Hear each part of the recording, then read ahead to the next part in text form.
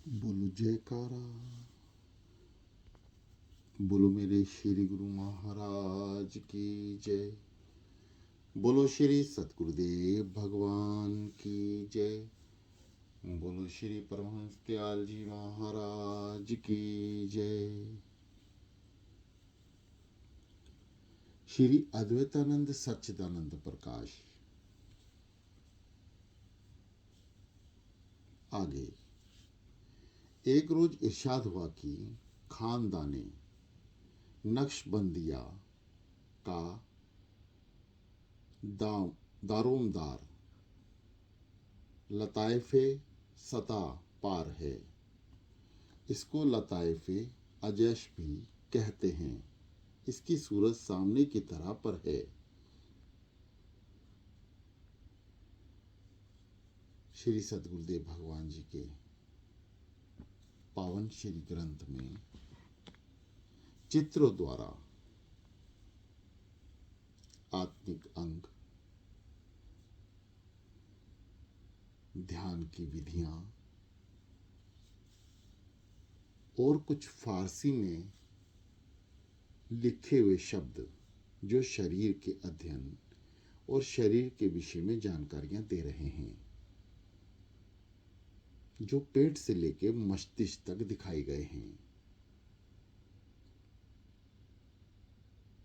ध्यान में जो स्थिति पैदा होती है, श्री दादा गुरु महाराज जी उसी का ही वर्णन कर रहे हैं। पहले तसव्वुफ यानी सिद्ध योगी कहते हैं कि नफस यानी बुद्धि, मबदई शहाबत यानी वासना का श्रोत्र, आल्फो मुकाम दिमाग सब्ज रंग, नफा का मुकाम दिमाग के बतन अव्वल में है। ना नफसी मुकाम दिनारा रंग, निहाई सकेंद शांतिताप मुकाम पेश दी बतरीक जदाद अज मुजद सुहारंग, आलीशान सल्फ बतरीक जल्दी अज बुजमान रा दलसिना, डाच फारवी दाहिनी छाती के वस्त सीना की सिर गहर, आदित्यानंद सच्चिदातंत्र प्रकाश रेस्तित विनास्त तरफा माइल सफी चुप कब्ज। तीसरा और पांचवा नुपम नाफ दाहिने दोनों के नीचे, बाईनाशी के नीचे रूहू काफी आपकी सिर कल्ब, बमुकानी दिल के दो अंगुल पर, एक दो चेहरे पिस्तान रास्त, दो दयाम रूहुवे आफ्की, तीसरा दाइनी सीना, चौथा दैनी कब्बल अरबी फी जैसे पिस्तान चुप अद्वैतानंद सच्चिदानंद प्रकाश 382 और लजबते हिसी। यह एक लातीफ बुखार है जो जोफे कल्ब से बजरिया हजारत अजीजी पैदा होता है और आरूप तत्व की राह से बदन के तमाम एजा अजज यानी अंग प्रयंग में जारी है। बदन की हिस्सो हरकत इसी से है। भूख और सीरी यानी तृप्ति, हिरसो हवा इच्छा कामना और तमाम नफसानी सिफात यानी इंद्रिय धर्म इसी से कायम है। रूह हैवानी अतवा के नज़दीक यही है। रूह इंसानी का ताल्लुक बदन के साथ इसी नफस के जरिए से है।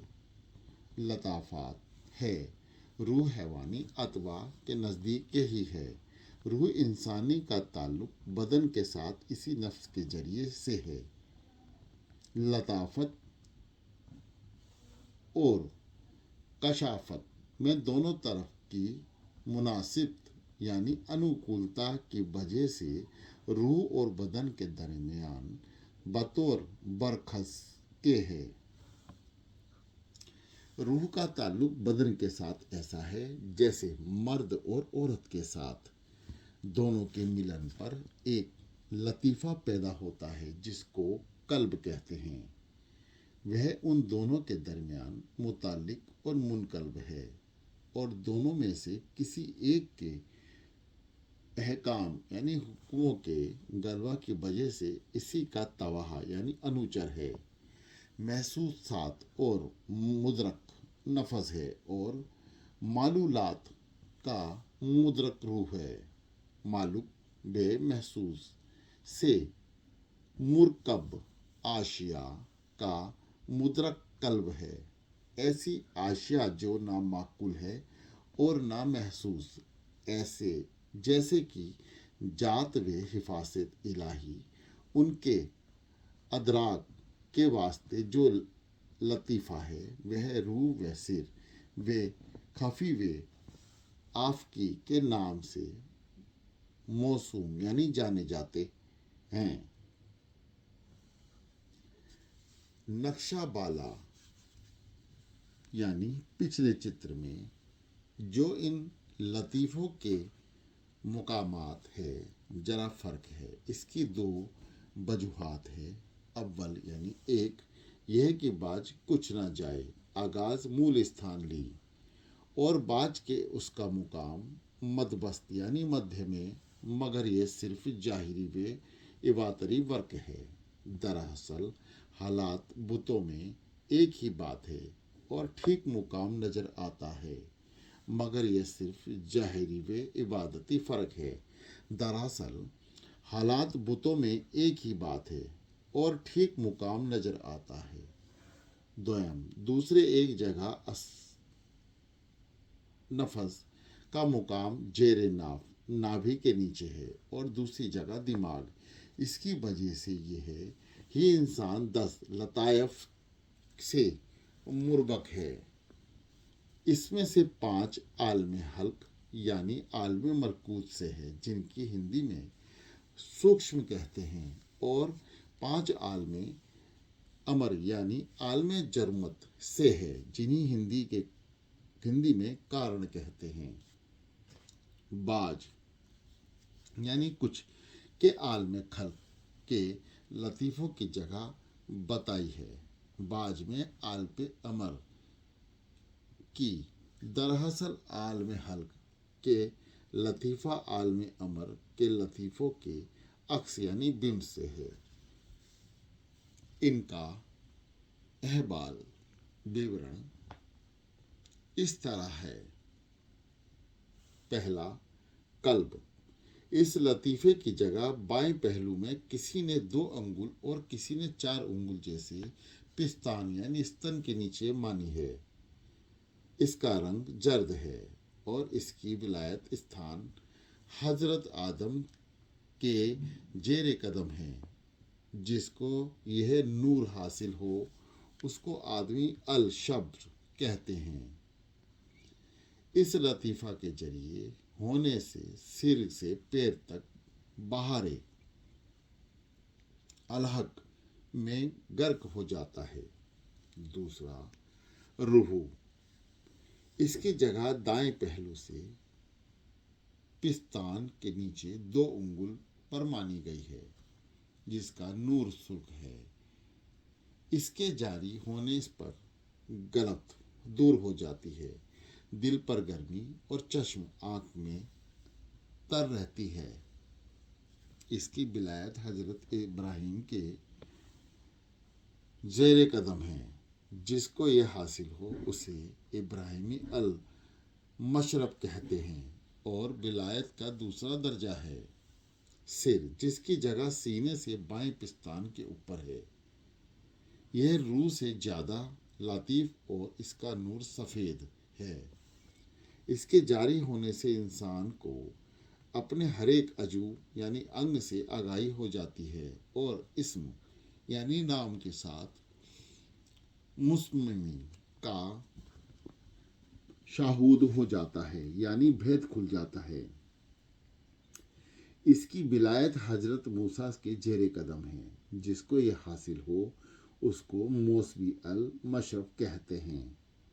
खफी, इसका मुकाम दाई जानिब पिस्तान यानी स्तन के ऊपर है। यह सिर से ज़्यादा लातिफ है और इसका नूर स्वाहा है। यह जब यह जारी होता है तो सिर से पैर तक बाहरे खुदा में मुस्तगर्ग हो जाता है, लेकिन अपने बाजूद की खबर रहती है और एक एक बाल मिस्र यानी बराबर आंख के हो जाता है। चश्मे गर्बो मोए मोए अरफान, इसकी विलायत जैसे कदम हजरत ईसा है। जिसको यह नूर हासिल हो उसको इसवी अल शरफ कहते हैं। 5वां अखफी,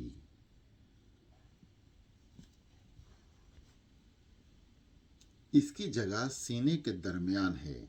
इसका नूर सब्ज है।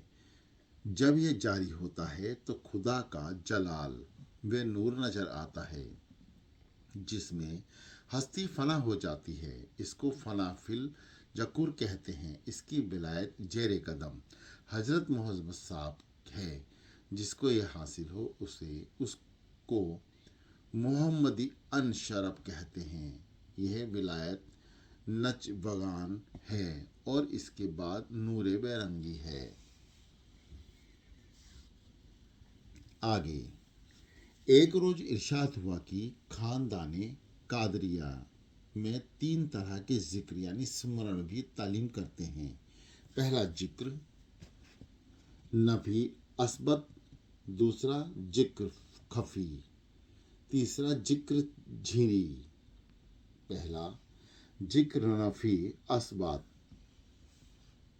का यह तरीका है कि वे नशिस्त नवाज किबला रू बैठे और अपनी आंख बंद करे और ला कहे, गोया अपनी नाफ यानी नाभि से निकलता है, फिर उसको खींचे यहाँ तक कि दाहिने मोढ़े यानी कंधे तक पहुँचे, फिर इला कहे, गोया उसको दिमाग के झिल्ली से निकालता है, फिर इलाहिल्ला को दिल पर कुव्वात यानी शक्ति और शिद्दत यानी तीव्र से तब्र यानी चोट करे और जुबाने दिल से जिक्र मशगूल यानी लीन हो जावे। कलमा लाइला कहते हैं वक्त जाते मुकदमा यानी मुकदाम यानी पवित्र ब्रह्म का ध्यान करें, वही इसका असबात है। दूसरा जिक्र खफी, दोनों आँखों और दोनों लबों को बंद करें, लंबों को बंद करें, दिल की जुबान से कहें अल्लाह समीहा, अल्लाह बसीर, अल्लाह आलिम। इस तरीके से बाज यानी कुछ लोग अल्लाह कादिर को भी ज़्यादा कहते हैं, मगर ये तो जहाँ है अल्लाह असीमा है, दिल से कहें और तसब्बुर यानी ध्यान में नाफ यानी नाभि के सीना तक चढ़ें, फिर अल्लाह बसीर कहकर सीने से दिमाग तक और फिर अल्लाह अलीम कहकर दिमाग से अर्श तक पहुँचें। फिर यही ख्याल करता हुआ दर्जा व दर्जा उतरें, यानी अल्लाह अलीम कहते हुए अर्ज से दिमाग तक उतरें, अल्लाह बसीर कहकर दिमाग से सीना पर ठहरें, अल्लाह समीहा कहते हुए नाफ पर ठहर जाएं। अगर अल्लाह खादिर का ज़्यादा करें तो तीसरी मर्तबा आसमान तक पहुँचें और चौथी बार अर्श तक। तीसरा जिक्र झीरी, इसकी कई किस्में हैं। का यक जरवी, खा 2 जरवी, सा गा सहा 3 जरवी, घा चाहार 4 जरवी, चा शाह 6 जरवी वगैरह। का 1 जरवी जिसमें लफ्ज़ मुबारक अल्लाह को सख्ती दराजी और बुलंदी से दिल तक हलक यानी कंठ दोनों के कुव्वात शक्ति के साथ कहें, फिर इसी तरह बार बार जिक्र यानी जप करें। 2 जरवी नवाज की नश्ती यानी आसन पर बैठें और इस्म जात यानी प्रभु के नाम को एक बार दाहिने जानू यानी घुटने में और दूसरी बार दिल में जर्ब करें। जर्ब अकलबी आध्यात्मिक चोट, मखसूसन यानी विशेषता, कुवावत यानी जोर और सख्ती से दृढ़ता के साथ हो ताकि खातिर याक्यूस एकाग्र हो जावे। साजरवी, चार जानू बैठे तो एक बार दाहिने जानू यानी घुटने में और दूसरी बार बाएं जानू में, तीसरी बार दिल में जर्ब करे और चाहिए कि तीसरी जर्ब सख्त तार और बुलंदतर हो। चार चरवी, चार जानू बैठे और एक बार दाहिने जानू में, दूसरी बार बाएं जानू में और तीसरी बार बाहां दिल में और चौथी बार अपने सामने जर्ब करें। चौथी जर्ब सख्तार और बुलंदतर हो। शास जर्बी, इसमें लाई लाई लीलाहा, लाई लाई लीलाहा मोहम्मद अल रसुल्लाह की जर्ब लगाते हैं। नाफ यानी नाभि के मुतलिस यानी समीप दाहिने तरफ से खींचकर और मोढ़े यानी कंधे की हरकत देखकर ख्याल यानी ध्यान बाएं मोढ़े तक पहुंचाकर दिल सनोवरी हो जर्ब लगाते हैं। फिर बाईं तरफ से उसी तरह दाहिने तरफ ले जाते हैं। इस खानदान के बुजुर्ग पास अनफास भी तालीम फरमाते हैं जिसमें सांस के बाहर होने के साथ लाइला और सांस अंदर जाने के साथ इला इल्लाह कहा जाता है। बाद में मरासक वगैरह की तालीम होती है। आगे एक रोज इरशाद हुआ कि खानदान चिश्तिया में जिक्र नफी असबात वे मुजरत असबात का ये तरीका है कि दिल बाई छाती के नीचे 2 उंगल परब सूरत शागुफाए चिलगोज रखा हुआ है और इसके 2 दरवाजे हैं। एक बाबे फोकानी जो जिस्म से मिला हुआ है, दूसरा बाबे तहतानी जो रूह से मुतल्लिक़ से है। ऊपर के दरवाजे की कश जिक्र जली से यानी जो आवाज़ के साथ किया जाए और नीचे के दरवाजे की कश जिक्र खाफी से जो पोशीद यानी गुप्त तौर पर यानी बगैर आवाज़ के किया जाए होती है। तरकीब जिक्र यह है कि 4 जानू बैठकर कमर को सीधा रखें, आंखें बंद करें, दोनों हाथ घुटने पर रखें, उंगलियां हाथ की खुली रहने दें। अपने दाहिने पांव के अंगूठे और उसके पास की उंगली से बेकाम रंग को दरवाना चाहिए। केमास वह रग है जो बाएं जानू के तले रान की जानिब से उतरी है। उसका इस तरह से पकड़ना दिल को अजीब तरह से गर्म कर देता है और वह तरीका मजकूक यानी उक्त ढंग से नशित नवाज के तौर पर किबला रू बैठकर दिल से हिम्मत और मुजत्तमा यानी एकाग्र करके फिर कुवावत को दिल से निकालकर और लफ्ज ला को नफ्स गनभी से निकालें। इसको खींचे दाहिने मोहने तक और लफ्ज इला का दिमाग की दिल्ली छिल्ली से इशारा करें। इस तसब्बुर में गोया और गैर खुदा की मोहब्बत को दिल से निकाल दिया। इसको पीठ की जानिब निकालना। फिर दूसरा दम लें। सो इलाही लिल्लाह को दिल में सख्ती और कुव्वावत के साथ जर्ब करें। इस नफ़ी असबात से मुतबदी मुलाहिजा करें। नफ़ी महबूदत का गौर खुदा से और मतवास्ते नफ़ी मकबूदियत का और मताही नभी वजूद का तर्ज आज़म हिम्मत का जमा करना बे मायनी यानी अर्थ में भूजना है। मगर इस शगल से चिकनाई जरूर खानी चाहिए और खाना भी चौथाई पेट खाना चाहिए। आगे, एक रोज इरशाद हुआ कि अगर मोहब्बत शेख दिलेर गालिब हो तो ये लताइफ खुद ब खुद तय हो जाते हैं। बाज यानी कुछ के नज़दीक अगर 4 घड़ी तक जिक्र करने के वक्त खतरा दिल में न आए तो भी ये लताइफ वे खुद तय हो जाते हैं। मगर ये बात ज़रा मुश्किल है। बाज के नज़दीक अगर अनवार यानी आलोक मिसला यानी सामान सितारों में नज़र आने लगे और समझाना चाहिए कि 5 लतीफ़ खलक और 5 लतीफ़ अमर के जो अर्श पे हैं वे सब हासिल हो जाएं। अमूमन जब जिक्र की मुजाबलत से ये लताइफ यानी सतह जारी हो जाते हैं तो इसके बाद सुल्तान उल जकार तलकीन यानी उपदेश फरमाते हैं। उस वक्त सालिक यानी साधक की हर रगो रेश से जिक्र यानी ध्यान जारी हो जाता है।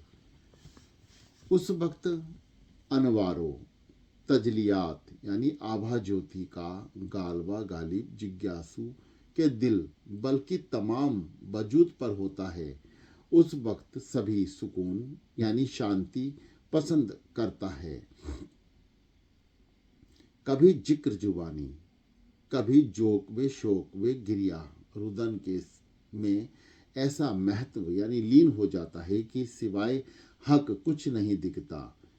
यह मराकबा यानी समाधि विलायत सागरी से है। इसके हासिल होने तक सालिक लोगों से बहशत करता है और मुकामे हैरत से में रहता है। यही हालात जिक्र है जो जिक्र के बाद पैदा होती है। इसके बाद बिलायत कबरा की सैर करता है। अगर पीर दस्तगीरी करे तो उस वक्त बंदो दब्ज यानी तमयाना की हालात पैदा हो जाती है। तन्मयता की हालात पैदा हो जाती है। इस दरमियान में हस्बे मालूम यानी नियम अनुसार खानदाने मराकवन वे मकाशफात तालीब करते हैं। यह हालात तसब्बुर यानी ध्यान अवस्था है। जिक्र यानी चिंतन के बाद पैदा होती है और इसके लिए कुछ हद वे हसर नहीं। पहला मराकबा फना, यह है कि अपने आप को तसव्वुर करें कि मर गया और ऐसी राख हो गया जिसको हवाएं उड़ाएं और आसमान टुकड़े टुकड़े हो गया। हर चीज की तरकीब वे शक्ल मिट गई और मालिक को बाकी वे मौजूद ध्यान है। मराकबा कुर्बियत, जिसमें तसब्बुर करना पड़ता है जिस जात पाक यानी पावन प्रभु से फेज आ रहा है और वह मेरी रंगे गर्दन से ज़्यादा नज़दीक है, ताकि नाहून अकूक इलाही मन हबूल अरबिंद के मायनी यानी अर्थ जाहिर हो जावे।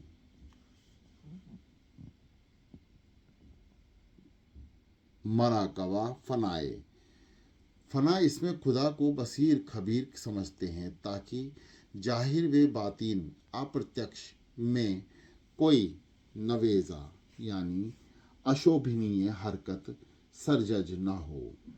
मराकबा बहारी, इसमें अपने आप को बाहर के तसव्वुर करते हैं। हर जगह ऊपर नीचे आगे पीछे दरिया है और मैं उसमें गर्क हूँ।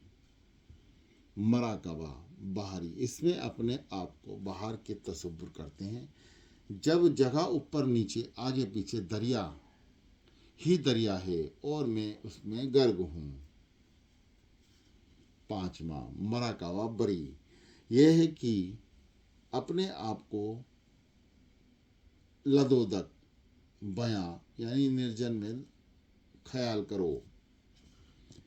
गरज इसी किस्म को मराकबा यानी समाधि और मशाइफे यानी साधना मुरीद करते हैं। मराकबा से मुरीद है कि कालमा को कहे कि दिल के ख्याल करे, उसमें मायनी अर्थ खूब अच्छी तरह बूझे, फिर तसब्बुर करें, फिर खातिर जमा करें और लफ्ज़ की महफूब यानी सार में डूब जाएं। इसको फना ले होना भी कहते हैं। मकाशफा के यानी ये बात है कि मुजमात यानी अंधेरे के पर्दे सामने उठ जाएं। इसके बाद सालिक अभ्यासी के दिल में यह मोहब्बत जोश मारती है कि वह मुझे दोस्त रखता है और मैं उसको दोस्त रखता हूँ। इसको फना भी कहते हैं। इस मुकाम से सालिक को मुकाम शरर यानी जिस पर सलूक को बिना निर्भर है हासिल होते हैं। अव्वल तोब ये हाल होता है कि दिल पर मसीयत का खतरा ही नहीं गुजरता, फिर तौबा करने का तो जिक्र ही क्या।